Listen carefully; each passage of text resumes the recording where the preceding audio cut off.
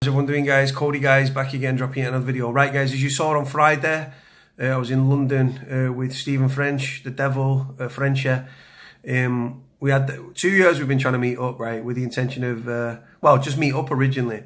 But then, because I've been getting quite a lot of interest from criminologists and universities and stuff, reference, like going to their unis to speak and stuff, reference crime, prison, and everything in between, to be honest, because obviously criminology is such a vast subjects and stuff, and it's broken down into so many different modules and stuff. So we're supposed to meet 2 years ago down in London at Dave Courtney's. I didn't end up going down. Frenchie did, I didn't. I ended up staying back in Manchester. Then we were supposed to meet last year. Frenchie got remanded. Then I ended up in jail. Supposed to meet him on Monday last week in Liverpool. Didn't happen. So then we got on the phone on Wednesday, and he said, right, listen, he said, we need to link up. So that was it. So ended up going down on Friday, met up with him and stuff, had a few beers, went Cafe Rouge for some food and stuff. And we're talking about this university tour and stuff, how we can approach it, and our angle and stuff. And yeah, so that was that. So obviously now I'm back to doing the vlogs and stuff, and I've been helping people that got into trouble have been messaging me and stuff, and people that are potentially going to go to prison. I'm no expert, guys, but I know me crime, I know prison, and like I say, if you can educate someone and help somebody and advise somebody what to expect or what to pack and things, then obviously you're going to use your experiences to help someone. That's a decent thing to do. Yeah, so anyway, this video, guys, is going to be about policing, policing levels, crime rates, cuts to policing as well, right? So it was announced that there's going to be £700 million worth of cuts to police nationally by 2020. Now, I'll be honest with you guys, right? As a former criminal, right, I got out of crime at the wrong time. It's quite abundantly clear, because as a former criminal, I'm looking at these news headlines and stuff about the policing and the soaring crime rates and stuff, and community police stations closing down. And I'll be honest with you guys, it's a criminal's paradise.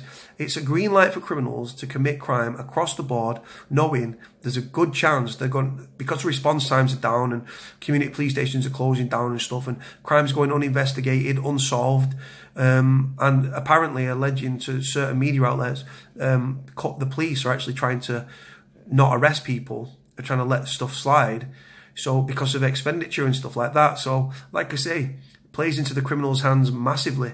Now, if you're a law-abiding citizen, right, you're looking at these statistics, you're looking at these figures, you're looking at these the fact there's fewer police on the streets since 1985. You look at the fact that like community police stations are closing down. You see that youths are running feral. Like I say, places are unpoliced, the youths are running feral. Crime rates are soaring.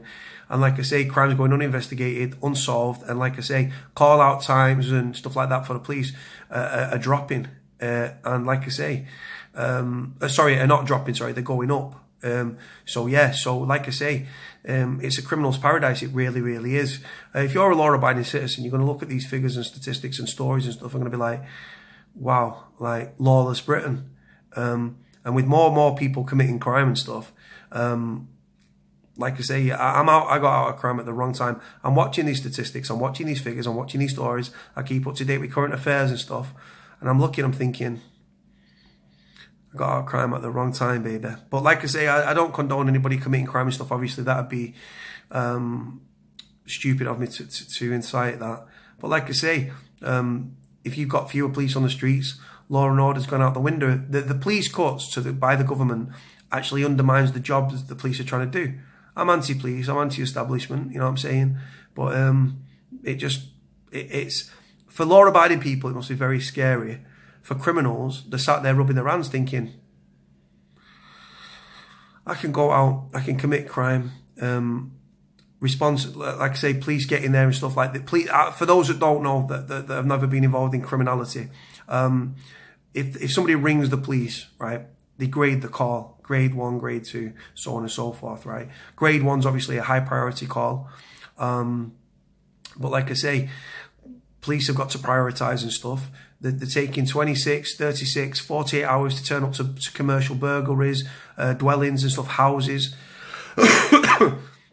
That's the reality, guys, right? So like I say, criminals don't hang about, do they? They get in, they do what they're doing, and they get off. Like, I've never been a thief or anything, you hear me? But like I say, you've got to look at the bigger picture and stuff. Now, the police, I am anti-police, but the police do a very difficult job with an ever-decreasing budget and stuff.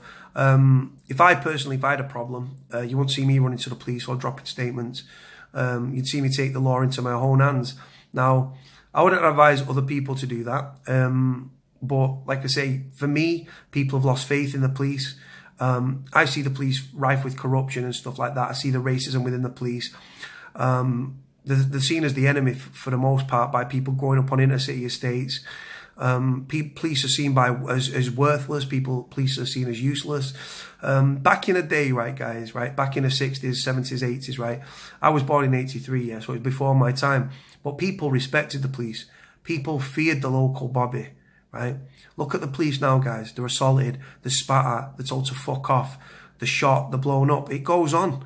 Police are seen as fair game, guys, right? I just read a story just like 48 hours ago in Liverpool. A copper was run over with a van or a car or something. That's the typical attitudes towards the police and stuff. And like I say, with further cuts to policing and stuff, people on the inner city estates, guys, in Manchester, where I'm from, we sorted out when I was active and stuff, and I was knocking around with my criminal associates and stuff. We used to get messages from far and wide to sort out problems, from antisocial behaviour to thefts to like muggings of old ladies and stuff, right? And we get involved in stuff and like community policing and stuff. So what I'm saying to you there is the people have lost faith within the police to the extent that they're willing to go to criminal hardmen, gangs, gangsters, like people that can get, because one, they're going to turn up, two, they'll get results. Like I say, mob justice and mob rule has a big part to play. And like I say, if the police are not going to turn up for 26, 36, 46 hours, right, and the person's wearing gloves, and the people balaclavaed up and they've got gloves on and stuff, and like they're clued up and stuff, they're not going to get caught, are they? Crime is very easy to get away with, to be honest. Now, like I say, I don't condone people committing crime, but it's the reality.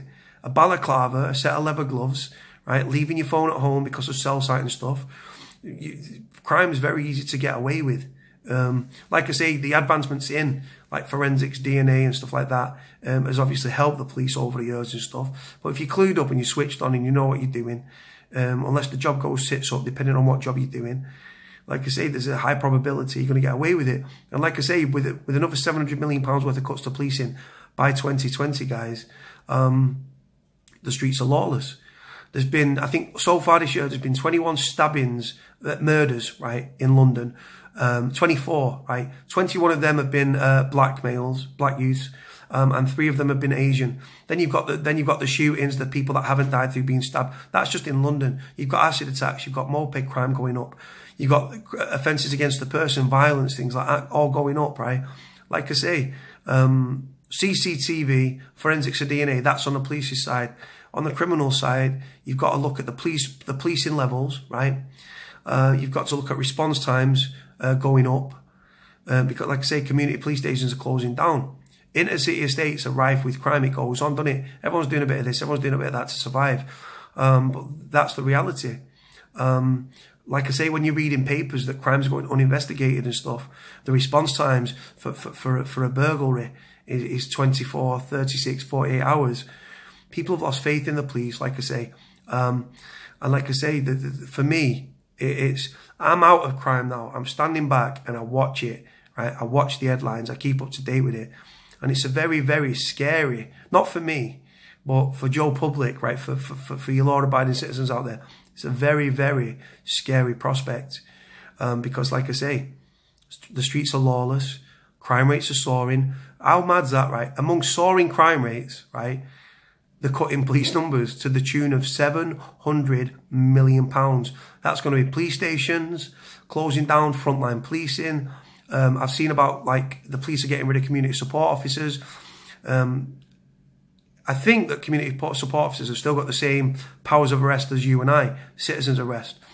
The plastic coppers, they get spat at, they get told to fuck off. If they try and stop you in the street, you just walk off.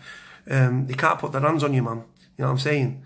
So PCSOs are a waste of time in my eyes. I don't even respect the police, I don't value the police. Police have got targets to hit and stuff like arrests and CPS and conviction rates and stuff through the CPS and stuff. But like I say, but But when the police, because there's fewer police on the streets, they stitch people up. The reason I know that, because I've been stitched up myself. On December the 6th this year, right, so we're a few days away from that now, like a week or so, right? Back in 2014, I went to prison for the first time on a witness intimidation, which was a malicious fucking thing from a police informer, right? No corroborating evidence, no forensics, no DNA, no fucking nothing, right? Just because someone said I rang them for 20 seconds, I ended up in jail, guys, for several months. So I've obviously got a bad taste in my mouth with the police. I look at the policing and stuff like that, and I sit back and I'm looking and thinking, I have the thing is with me, I keep getting offers to revert back to type and go back to crime and stuff and do jobs and like earn some decent money. But I'm refusing to do that. I'm trying to do it the right way. I'd be a hypocrite if I'm going to, because I'm doing a university speech in December at the University of Salford to their criminology students and stuff. I'd be a hypocrite if I'm going to be talking about desistance meaning abstaining from crime, but then actually being active within crime. So my criminality is behind me and stuff. I'm thinking clearly, I'm in a better place and stuff. But like, do I sometimes think, oh, fucking hell, if I went back to crime now, I was good before, I was shit up before. If I go again with fewer police, I'm going to get away with it even more. And like, but then, like I say, I think logically and stuff. So I sit back and I watch the policing levels. I watch the soaring crime rates and stuff. Gun crime, knife crime, like I say, fucking acid crime, moped crime. Obviously, criminals are far from thick. I think people are under the illusion that a lot of people that leave school with no qualifications and stuff, we're thick and we may be uneducated, but we're very, very switched on in other regards, right?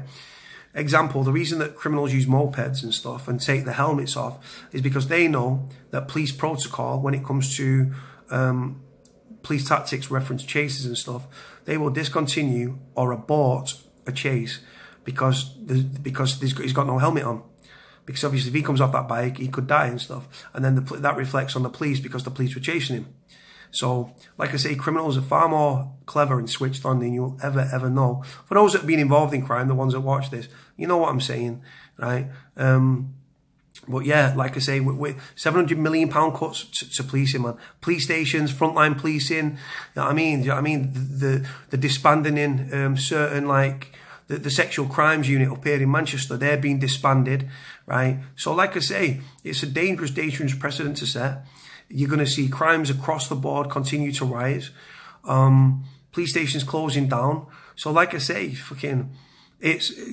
criminals are sat there rubbing their hands thinking, we're having this off. And like I say, I don't want people to commit crime and stuff. I want people to embrace education and go down that route and be successful that route and learn from our mistakes and my mistakes and stuff. But at the end of the day, who's going to listen to me? So, like I say to you, it's a crazy little world and stuff. Let me know what your thoughts are on crime and the policing levels and stuff and police cuts and crime rates where you are. What are your thoughts? What are your opinions? You have to let me know, guys. Right, I'm going to leave this video here, guys. As always, like, comment, subscribe. I'm going to be dropping another video later on today. All right, guys. Speak to you soon. Bye.